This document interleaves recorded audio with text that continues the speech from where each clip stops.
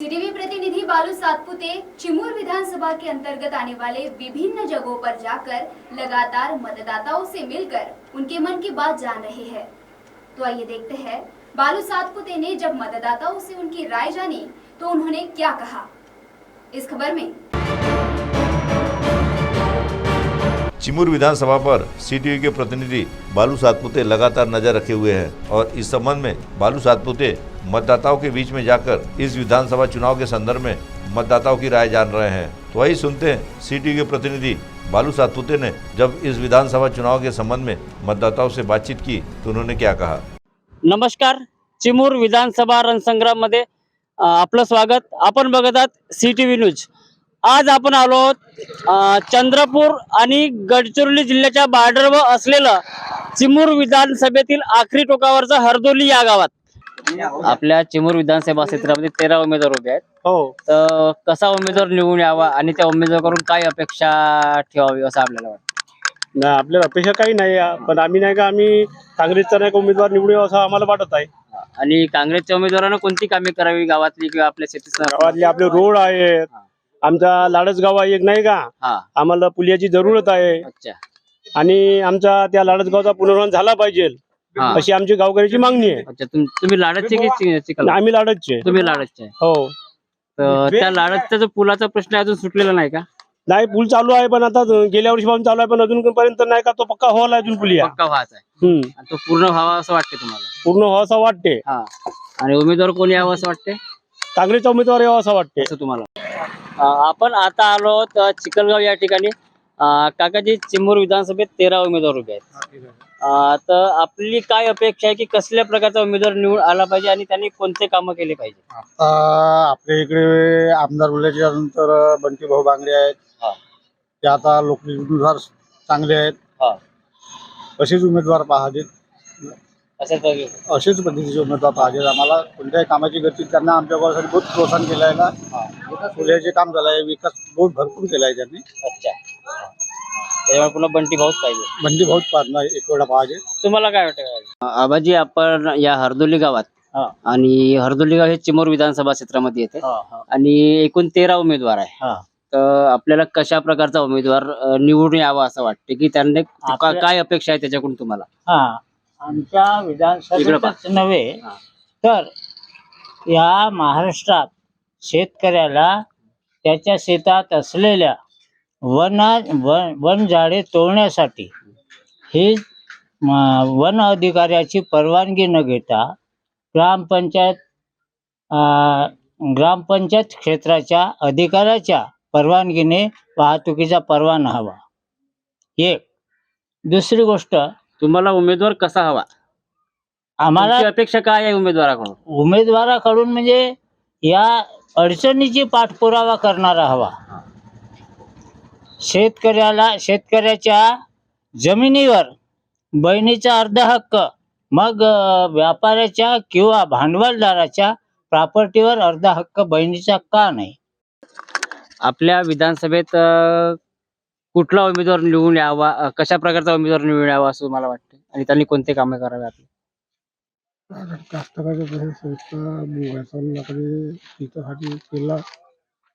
चांगला आपण असं म्हणतो, तो पण पक्ष कोणताही राव, शेतीसाठी करणारा उमेदवार आपल्याला पाहिजे। मग कोणताही राव, उमेदवार कोणता आहे असो पण येणारा उमेदवार शेतीसाठी करणारा पाहिजे। चिमूर विधानसभा क्षेत्रात 13 उमेदवार या निवडणुकीच्या रिंगणात उभे आहेत। तर येणाऱ्या उमेदवाराकडून तुम्हाला कसल्या प्रकारची अपेक्षा आहे? अपेक्षा म्हणजे उमेदवाराकडून काय अपेक्षा आहे? कसे कामं केले पाहिजे त्यांनी? कशा प्रकारचा उमेदवार असावा? देखभाल केलं पाहिजे। थोडं रस्ते हे ते पाण्याची समस्या सगळं केलं पाहिजे, असा उमेदवार पाहिजे कोणताही हो। आता जे उमेदवार उभे आहेत आपल्या किंवा जे आमदार आहेत, त्यांनी आतापर्यंत जे आमदार झाले त्यांच्या कार्याबद्दल तुम्ही समाधानी आहात का? सध्या ठीकच आहो ना, सध्या समाधानी आहात। 13 उमेदवार उभे आहेत, 13 पैकी आपल्याला एक निवडून द्यायचा आहे आणि तो निवडून देताना त्यांनी कोणते कामं केले अशी आपली अपेक्षा आहे केले पाहिजे? आता भाऊ तेवढा प्रश्न मलाही विचारला असताना तेवढा उत्तर नाही देणार भाऊ माझ्या। आपल्याला उमेदवार तर आपले कामं कोणते केले पाहिजे हे तर आपल्याला माहिती राहते ना। आता काही प्रश्न लोकांचे त्यांनी भविष्यात मार्गाला लावायला पाहिजे नाही का? आपल्या समस्या मार्गी लावायला पाहिजे. भविष्य मार्गी लावायला पाहिजे. आता म्हणजे आतापर्यंत जे आमदार आहेत त्यांनी गावाचे कामं केले असं तुम्हाला वाटते का? आता केला नाही तर काय आमदार सुद्धा केला. चिमूर विधानसभा क्षेत्रातील वैनगंगा नदीच्या काठावर असलेलं हे लाडज, त्या पलीकडे एक लाडज गाव आहे आणि लाडज गावला स्वातंत्र्य मिळालं, आपल्या भारताला स्वातंत्र्य मिळालं तेव्हापासून या ठिकाणी पूल सुद्धा नव्हता, पण या ठिकाणी पुलाचं काम सुरू आहे आणि लाडज गावातील काही नागरिक आपल्या सोबत आहेत. दादा काय सांगाल, काय समस्या होती या आधी तुमची? आधी गावात? म्हणजे त्या झाले बहुत त्रास होत होता पहिले. अच्छा. हो. जसं तुम्ही लाडज गावात राहता हो. आणि दोन्ही साईडला नदी आहे लाडज गावासाठी हो. आणि जाण्याचे साधन काहीच नव्हते, हो. तर कोणाची तब्येत बिघडली किंवा काही बिघडली, शिक्षणाचं कसं तुमचं भागत होतं त्यावेळेस? शिक्षणात तसं काही विचारायचं नको, पहिले तर बहुत परिस्थिती खराब होती आमची आता. अच्छा. हो. तर- नदीला पूर असल्यामुळे असल्यामुळे- टोंग्याने जाणं येणं करावं लागत होतं. आणि या पुलाचं बांधकाम कधीपासून सुरू झालं? गेल्या वर्षी गेल्या म्हणजे वर्षी गेल्या वर्षी वर्षीपासून. मागच्या वर्षी. कोणाच्या निधीमधून पूल झाला हा? बंटीभाऊ भांगडे. बंटीभाऊ भांगरे यांचं. आणि आता जी चिमूर विधानसभेची निवडणूक लागलेली आहे, तर काय म्हणतात लाडजगाव वासी या निवडणुकीबद्दल? कोणता उमेदवार योग्य राहील? सर त्याच्याबद्दल आपण बोलू शकत नाही, हा. पण आता कोण येते कोण नाही ते सांगू शकतो. म्हणजे कोणत्या गावचे तुम्ही? लाडज.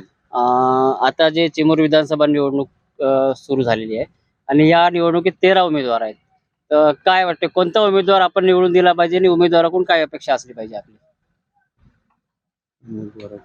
बागडिया, अच्छा, बंटीभाऊ बंटीभाऊ आले बागडिया पाहिजे. आले पाहिजे. बंटीभाऊचं काम आहे का कोणतं लक्षात तुमच्या की ज्यांनी केलं? ना पुलिया वगैरे आहेत ना. अच्छा, ह्या पुलिया, हो, या त्यांना- पुलियामुळे नेमका कोणता फायदा झाला तुम्हाला? आम्हाला म्हणजे जाण्या येण्याचा मार्ग सोपा झाला. जाण्याचा मार्ग सोपा हो. झाला. डांबरीकरण दिला त्यांना आपल्या गावापर्यंत. अच्छा, गावापर्यंत डांबरीकरण दिलं. हा. लाडज हे गाव दोन्ही नदीच्या काठावर बसलेलं गाव आहे आणि भोवताल नद आहे. तर मला एक सांगा, पावसाळ्यामध्ये भरपूर पाणी राहते, मग तुमची आरोग्याची समस्या आहे, मुलांची शिक्षणाची समस्या आहे, मग कोणत्या पद्धतीने तुम्ही करता? आता पूल झाल्यानंतर हा. होईल आमच्या मुलाचं शिक्षण पाणी. कधी म्हणजे याच्या आधी पुलिया नव्हताच का गावात? नाही, नव्हता, नाही, नव्हता, नाही, पहिलेच. नाही. या पुलाचं बांधकाम कोणी केलं, तुम्हाला काही कल्पना आहे? बंटीभाऊ. बंटीभाऊ अच्छा, बंटीभाऊने बाकरे. केलं. हो, बंटीभाऊ बाकरे ना. कोणत्या गावचे आहे तू? लाडच. लाडज हे गाव का, त्या गावात म्हणजे अशी कोणती अडचण आहे लाडज गावात? पुराची समस्या, मुलांची शाळा जाते पावसाळ्यात शाळेत जाते मुलांची, तर आता जो हा पुलिया झाला, तर या पुलाने काही समस्या दूर होणार का? होईल थोडी, पण थोडीफार. पूर्ण नाही. पूर्ण नाही होणार.